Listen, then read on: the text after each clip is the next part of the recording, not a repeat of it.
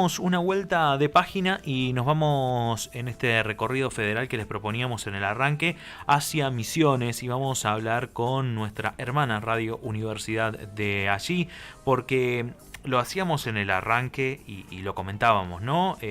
Poca cobertura a nivel nacional durante los últimos días, más en estas últimas horas de lo que desde hace ya un par de jornadas viene ocurriendo en Misiones, y nosotros vamos a tomar contacto con la radio de la Universidad Nacional de Misiones. Está del otro lado de la línea Alicia Rivas Celaya, es colega, y con ella queremos conocer un poco qué es lo que está pasando en Misiones. Alicia, ¿cómo estás? Gaby Ventura desde Radio Universidad Villa María te saluda.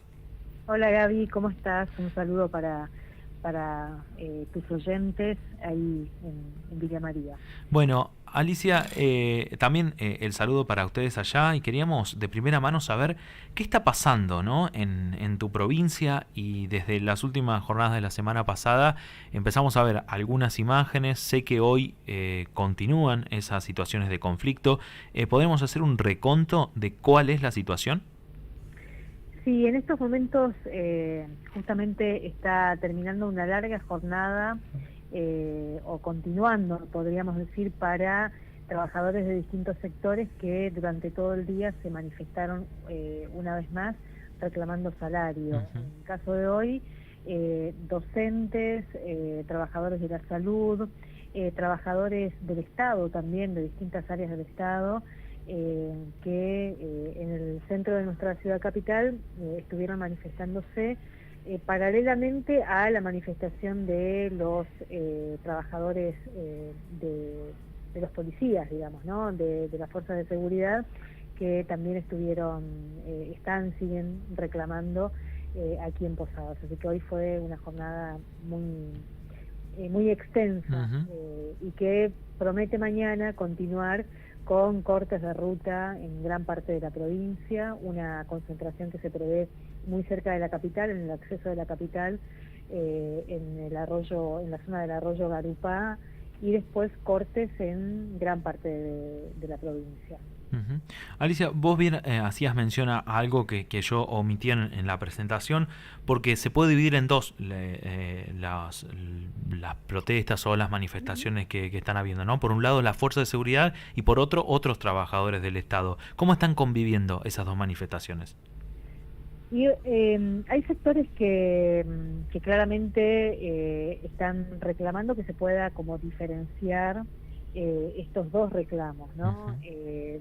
Por lo que implica además una fuerza de seguridad que es la que siempre está implicada en la represión de estas protestas, que hemos tenido varias también aquí en la provincia, más allá de que lo salarial es un eje común en esta protesta. Pero hasta físicamente están separados por una cuadra, y hay como vasos comunicantes de ambas protestas, porque muchos de los policías o integrantes del servicio penitenciario son familiares de docentes, de trabajadores de la salud, y de hecho la protesta policial comenzó con una manifestación de los familiares, porque se expone, o por lo menos los policías en actividad, se les restringe el derecho a la protesta, por lo menos en términos formales, ¿no? Así que comenzó con la protesta de los familiares, y hoy veíamos ya también en ese acampe policial presencia de muchos trabajadores en ese doble rol de trabajadores de distintos sectores y también familiares de integrantes de la fuerza.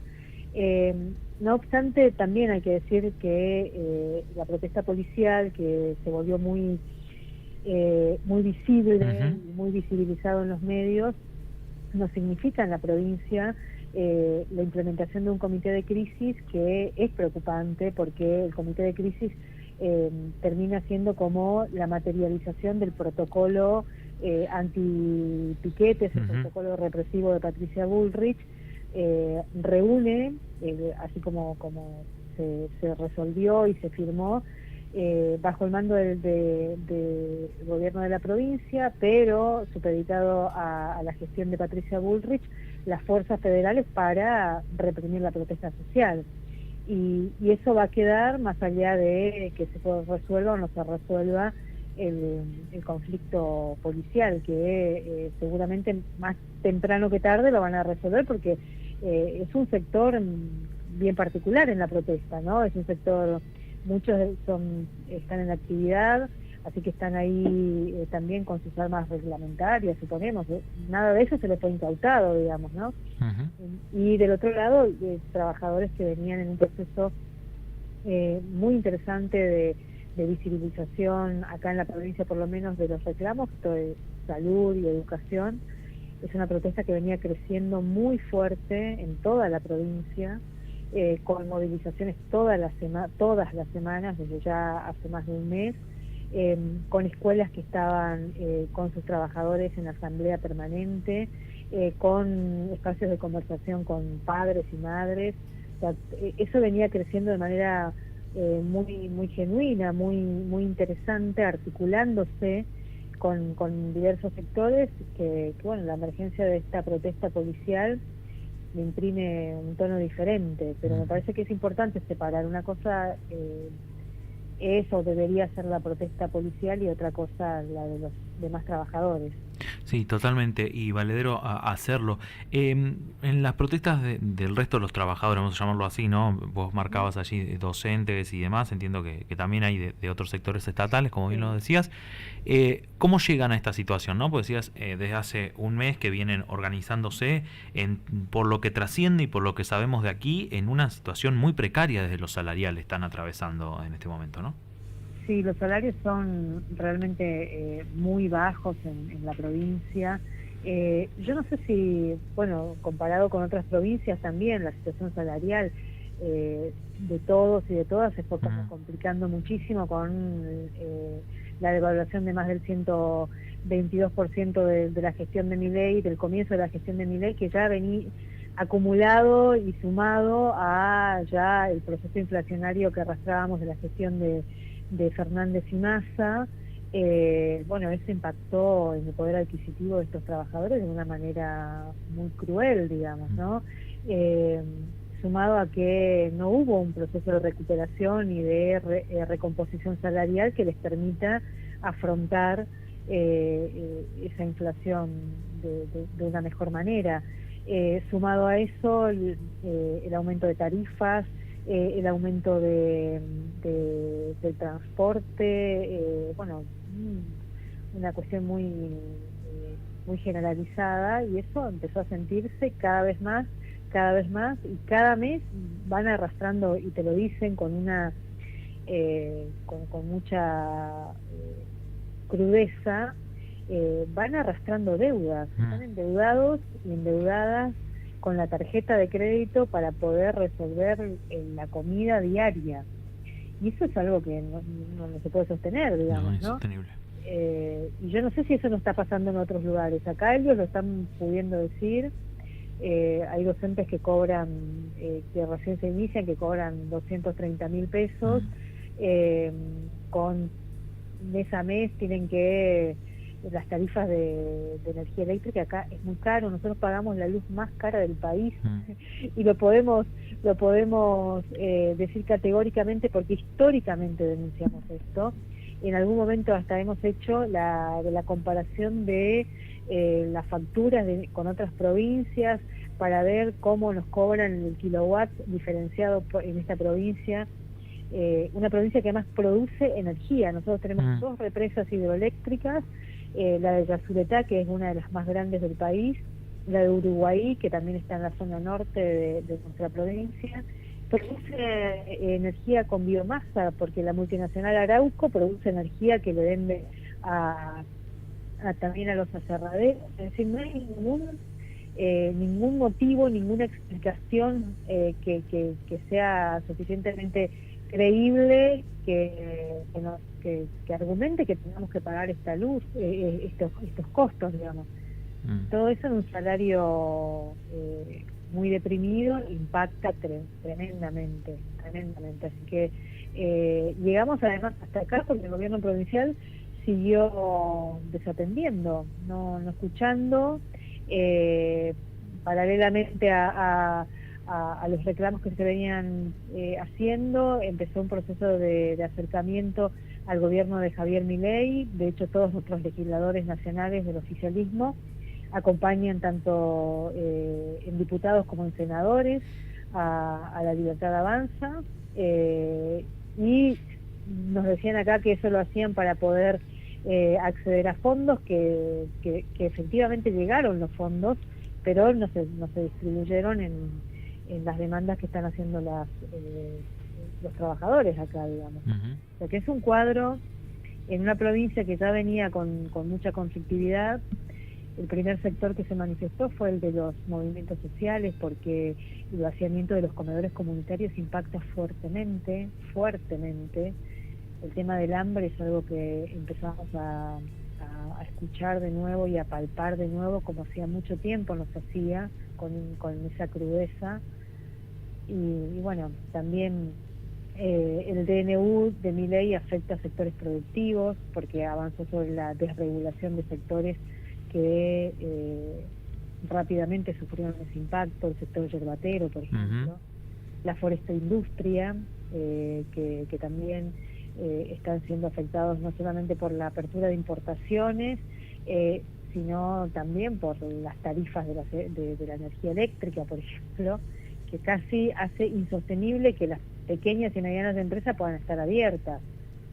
Todo eso se tradujo acá en sectores que les redujeron las horas de trabajo, implica la reducción salarial también, y bueno, eso se siente tremendamente. Es un cuadro bastante extendido, digamos, más allá de los trabajadores estatales o de sectores así bien identificados en esta protesta. Sí, totalmente, ¿no? Pensaba por ahí en las asimetrías que sigue teniendo este país, que de federal a veces parece tener muy poco, ¿no? Cuando hablabas de las cuestiones de las tarifas o de lo que está pasando en la negociación del DNU, donde ya empezamos a ver en las provincias argentinas. Nosotros decíamos hace algunos días atrás, se habla mucho desde el centralismo porteño de la puja con los gobernadores, la puja con los representantes de las provincias, casi olvidándose que en el medio hay argentinos y argentinas, ¿no? Que no están llegando a fin de mes y que la están pasando muy mal. En este contexto y en lo que bien marcabas vos, ¿cómo sigue o qué está planificado? Porque entiendo que hoy hubo una reunión con el sector de la policía, pero que tampoco llegó a buen puerto. No, y esto que decíamos un poco, hubo una reunión de una mesa salarial que tiene la policía, que venía sosteniendo ya desde hace varios años, y que bueno, evidentemente no hubo acuerdos, por eso se llegó a esta protesta. Y la reunión que tuvieron esta tarde tampoco hubo avances, por lo menos la propuesta del gobierno provincial fue tomado como insuficiente por la policía, un anuncio de un 20%, un ofrecimiento de un 20% que rechazó la policía y el servicio penitenciario, aunque después el gobierno provincial lo anunció de todas formas. O sea que ese es el incremento que les dio, y habrá que ver cómo sigue la protesta. Ellos ya plantearon que se van a quedar ahí, rechazaron esa protesta y que se van a quedar en frente al comando radioeléctrico, que está bien muy cerquita del microcentro de la ciudad, en la principal avenida de Posadas. Anunciaron que se iban a quedar porque ese incremento está muy lejos de lo que plantean. Ya se había hablado en algún momento de que estaban discutiendo por un 60% más o menos, y ya lo estaban rechazando, así que imagínate que el 20% que le ofrecieron está muy lejos.